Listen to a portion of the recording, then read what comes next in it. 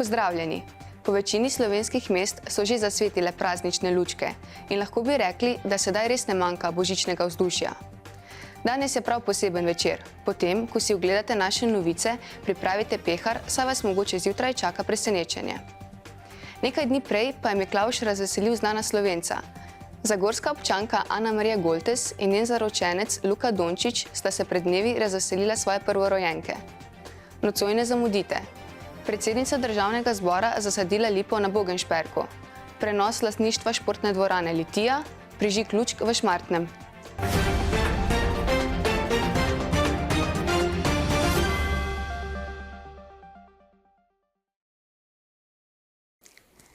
Predsednica Državnega zbora Republike Slovenije magistra Urška Klakočar Zupančič je včeraj v parku gradu Bogenšperk slovesno posadila lipo.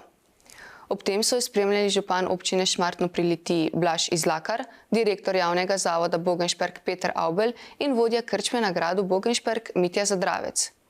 Predsednica je po zasaditvi lipe povedala: "Z velikim ponosom sem zasadila slovensko tradicionalno drevo lipo, ki naj simbolično pomeni korak k blaženju podnebnih sprememb, ljubezni in resnice, obudi vero v delovni slovenski narod in boljši jutri. Lipe smo zasadili tudi ob osamosvojitvi naše države. Zadnji državnik, ki je na gradu Bogenšperk posadil lipo, pa je bil dr. Janez Drnovšek, državnik, ki ga še vedno izjemno cenim." Včeraj je v veliki sejni sobi občine Litija potekal zbor meščanov, ki je bil tokrat še kako pomemben. Po dolgih letih zasedanj, prerekanj in prizadevanj se je zgodil prenos lastništva športne dvorane Litija iz mestne skupnosti na občino Litija. Lepo pozdravljeni. Ja, o tej tematiki je potekal pogovor celo leto 2023 na sejah mestne skupnosti Litija. Odločitev ni bila iz danes na jutri. Dejstvo je, da dvorana je velik objekt, ki ga je potrebno vzdrževati. Dvorana ni več mlada, ampak se stara, tako da mestna skupnost nima financ za vzdrževanje dvorane, niti se ne more prijavljati na različne razpise, s pomočjo katerih bi lahko to dvorano vzdrževala ali pa obnavljala. Tako da to je glavni razlog, zakaj želimo, da se prenese na občino, hkrati pa smo člani mnenja, da mestna skupnost ni ustanovljena zato, da se bo ukvarjala z dvorano, ampak samim mestom. Kar pa na žalost mi trenutno te funkcije ne opravljamo, glede na, bom rekla, težave mogoče, ki z dvorano so. Kaj se bo zgodilo v primeru, da to ne bo izglasovano na občinskem svetu? Nekako bo svet oziroma mestna skupnost potem dala pogoje oziroma naj potem povejo svetniki, kdo in s katerimi sredstvi se bo ta dvorana vzdrževala, ker mestna skupnost jih žal nima. Mrzli meseci so pred nami in prav ob začetku meteorološke zime smo preverili, kako so komunalne službe pripravljene na snežne razmere. Čeprav so v zadnja leta zimski meseci skromni s snežno odejo, morajo biti pristojne službe pripravljene. Kot prvo smo obiskali Komunalo Hrastnik, kjer smo izvedeli nekaj podrobnosti. Zdaj mi zimsko službo bomo tudi v tem letu izvajali skupaj z pogodbenim partnerjem, s pogodbenim partnerjem AGM Nemec. Tako da skupaj pokrivamo 140 km cest, tu je vključenih tudi 30 km makadamskih cest, sicer druge so asfaltirane.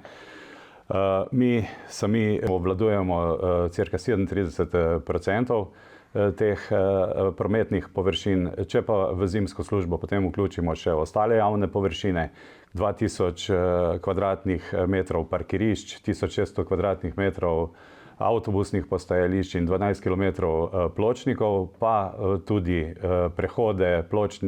prehode in pa pešpoti, no, potem pride ta odstotek kar 40% površin, ki jih obvladujemo sami. V zimsko službo za manjše področje, potem šavne peči zgornjih in pa spodnjih krnic, imamo pa še vključenega še enega pogodbenika. Do sedaj smo pripravili 14 ekip za strojno posipavanje in pluženje cest. Tu je vključeno so vključeni kamioni in pa traktorji opremljeni z posipavci in pa plugi, pa seveda tudi spremljevalec in pa potem sam voznik.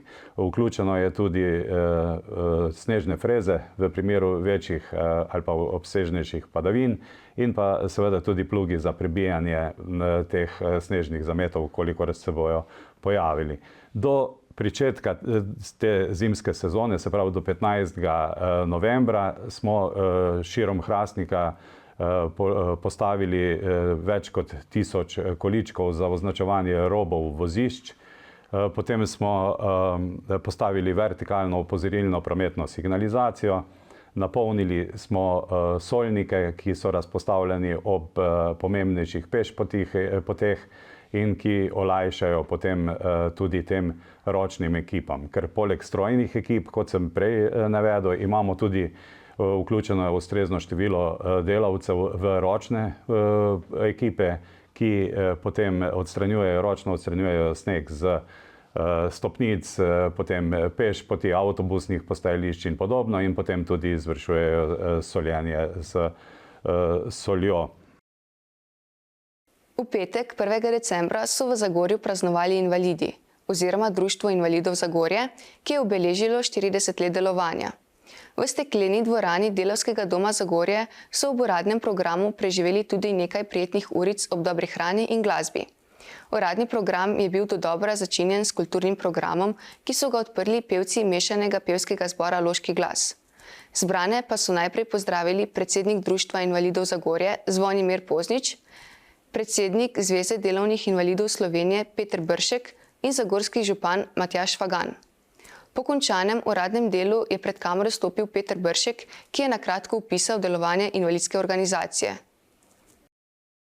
Ja, naša organizacija Zveza delovnih invalidov Slovenije šteje oziroma je združena v 69 društev v Sloveniji. Ukvarjamo se predvsem z, tako kot je že naše ime, delovnimi invalidi, ki združuje delovne invalide po vseh teh kategorijah.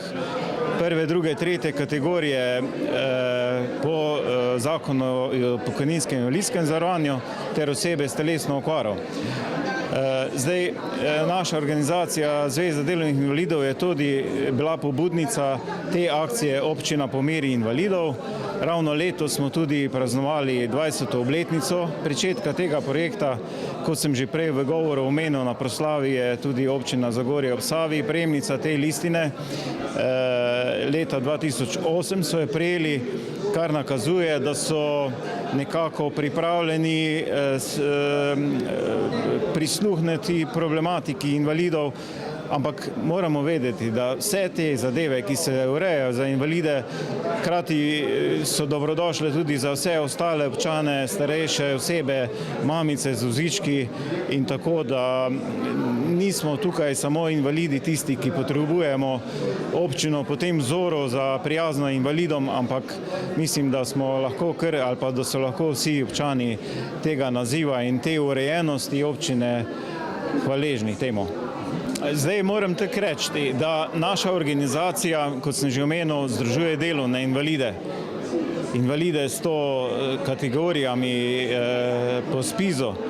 Medtem ko je pa tudi naša organizacija vključena v nacionalni svet invalidskih organizacij. Ta nacionalni svet pa združuje vse invalide po vseh različnih kategorijah bolezni in invalidnosti, tako da v tem nacionalnem svetu smo tudi mi kot člani in tudi ostalih 21 invalidskih organizacij, tako da po posameznih boleznih se tudi, ali pa invalidnostih se tudi učlanjujejo potem te invalidi v svoje tiste pripadne organizacije, bom rekel. Kulturni program je bil nadalje tudi glasbeno obarvan, saj so poleg Loškega glasu nastopili umetnica na harmoniki in učenci osnovne šole Toneta Okrogarja, podružnične šole Šentlambert, ki so svoj nastop začinili tudi skeči.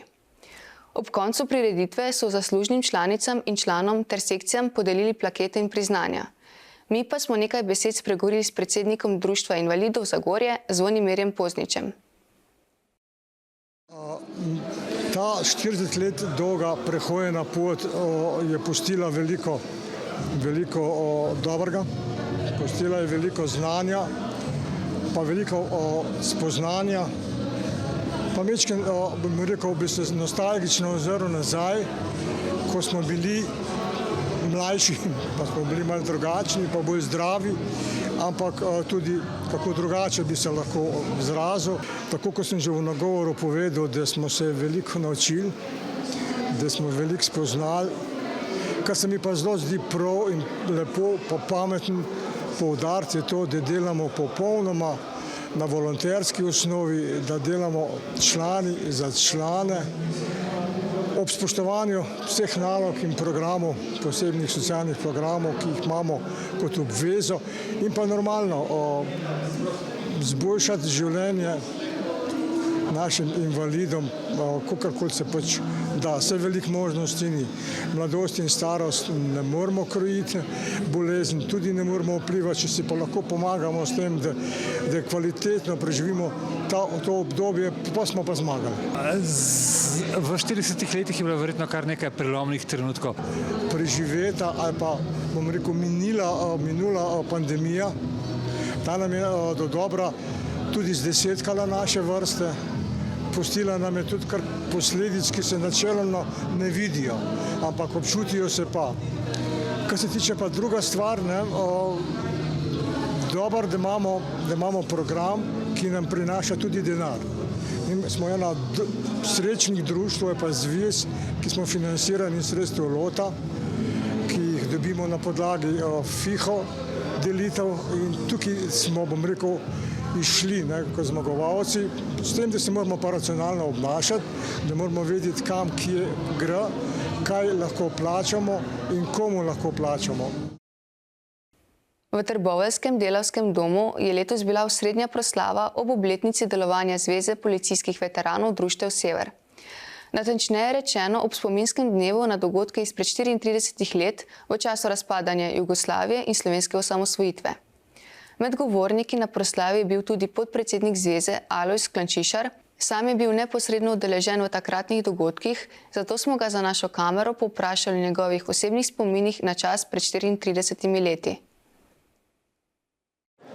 V času akcije Sever, ko je bil napovedan miting resnice v Ljubljani, takrat sem deloval na policijski postaji, v takratni postaji milice Zagorje kot komandir. Spominjam se dogodkov, ki so zahtevali od nas odgovorno delo. Res, da na območju Zasavja ni bilo takrat nekih posebnih aktivnosti, smo pa miličnike iz našega območja v bistvu napotili v pomoč na območje UNZ takratne Krško, ker bi pomagali pri varovanju, vkolikor bi metengaši prišli iz smeri Beograda v Ljubljano. V času osamosvojitvenih procesov sem bil tudi v Zagorju, spominjam se vseh dogodkov od prvega in drugega napada na KUM, predvsem pa so čustva in pa naloge bile povezane z prihodom in varovanjem vojnih ujetnikov, ki smo jih dobili tako rekoč iz celotnega območja Slovenije, z območja Štajerske, Koroške in pa iz Ljubljane. No, v samem Zagorju smo pa 2 dni imeli tudi specialne miličnike iz specialne enote, ki so bili zajeti na Koroškem in smo jih imeli 2 dni, kot sem rekel, na začasnem mestu zraven doma na Prvinah. V petek 1. decembra so v Šmartnem pri Litiji začeli z adventnim sejmom in prižigom lučk in s tem otvorili Veseli december. Obiskovalci so lahko poleg lokalnih ponudnikov poskusili veliko hrane in pijače. Od 17. ure dalje pa so lahko obiskovalci poslušali krajši kulturni program pevcev osnovne šole Šmartno, pevski zbor vzgojiteljic vrtca Šmartno in še mnogo več. Več v izjavi. Z današnjim dnem začenjamo z otvoritvijo Veselega decembra tudi v občini Šmartno pri Litiji, kjer imamo adventni sejem s prižigom lučk. Na našem sejmu imamo lokalne ponudnike in jih je kar 14 različnih, tako da lahko najdete karkoli si želite, od izdelkov, raznih božičnih okraskov in tudi hrane in pijače.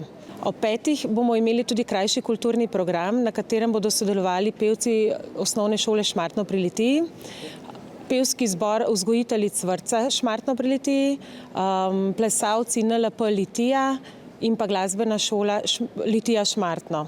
Na koncu kulturnega programa bo župan tudi prižgal lučke na naši smreki na Glavnem trgu in s tem naredil Šmartno še bolj čarobno.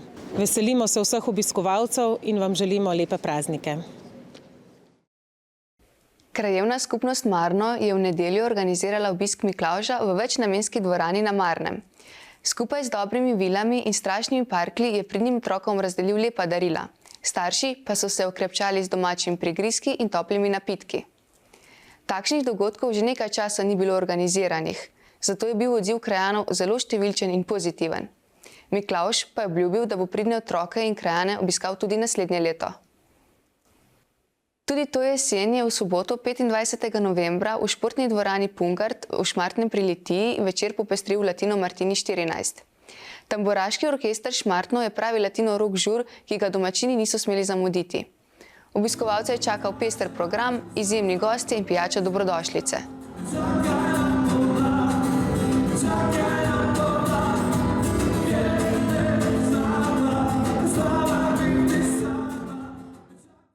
To pa je bilo v nocojšnjih novicah vse. Če ste bili poredni, hitro zaklenite vrata, saj parkeljni prihajajo.